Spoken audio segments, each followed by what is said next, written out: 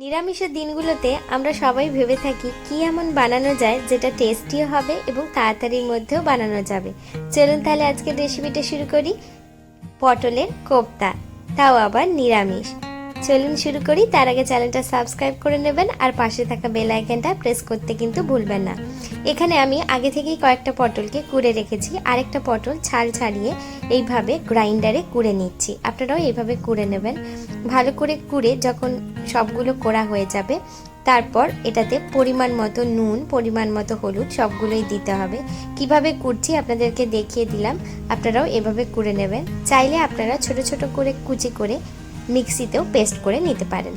এরপর এখানে পরিমাণ মতো হলুদ দিলাম এবং 2 টেবিল স্পুনের মতো জিরে গুঁড়ো দিলাম। এখানে হাফ টেবিল স্পুনের মতো চিনি দিয়েছি আর পরিমাণ মতো নুন দিয়েছি, আর সাথে আদা আর কাঁচা লঙ্কাটা একসাথে বেটে রেখেছিলাম 1 টেবিল স্পুনের মতো দিলাম।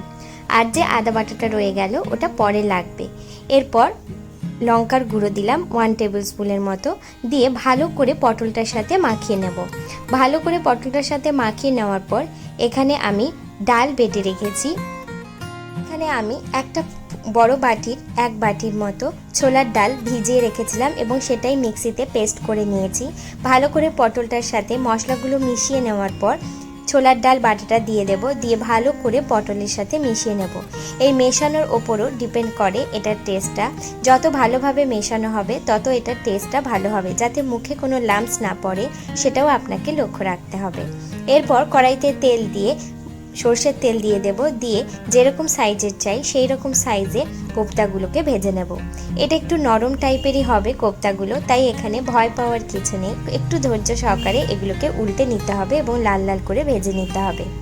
এই কোপ্তার পেস্টটা যখন আমরা বানিয়ে রাখবো তখন 10 থেকে 15 মিনিটের জন্য ঢাকনা দিয়ে ভাজার আগে রেখে দেব, যাতে এটার ম্যারিনেশনের ব্যাপারটা খুব সুন্দরভাবে হয়ে যায়।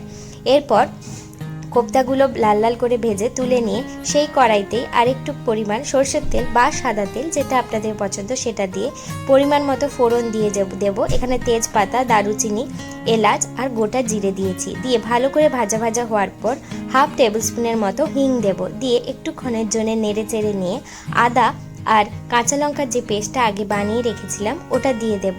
এখানে আমি 2 টেবিল স্পুনের মতো আদা কাঁচা লঙ্কা বাটা দিয়েছি।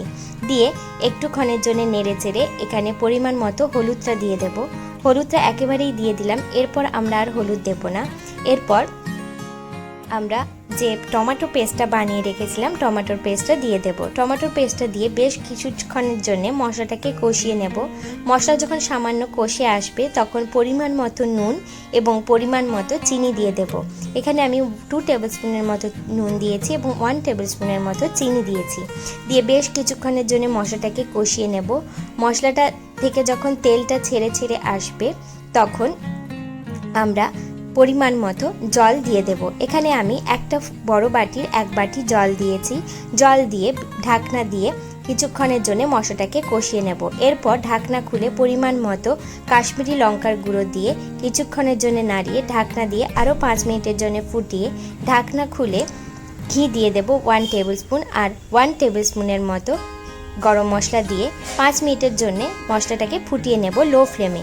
এরপর কোপ্তাগুলো দিয়ে দেব। কোপ্তাগুলো দিয়ে লো ফ্লেমে 5 মিনিটের জন্য ওপর নিচ করে উল্টে পাল্টে নিয়ে নামিয়ে নিলেই তৈরি হয়ে যাবে নিরামিষ পটলের কোপ্তা। আপনাদের রেসিপিটা কেমন লাগলো আমায় কমেন্টে জানাতে ভুলবেন না। আমি পারো, আপনারা দেখছেন পারো রান্নাঘর। ভালো থাকবেন, সুস্থ থাকবেন, নতুন নতুন রান্না করতে থাকবেন আর চ্যানেলটা সাবস্ক্রাইব করে নেবেন। আমি কিন্তু আপনাদের কমেন্টের অপেক্ষায় থাকবো। বাই।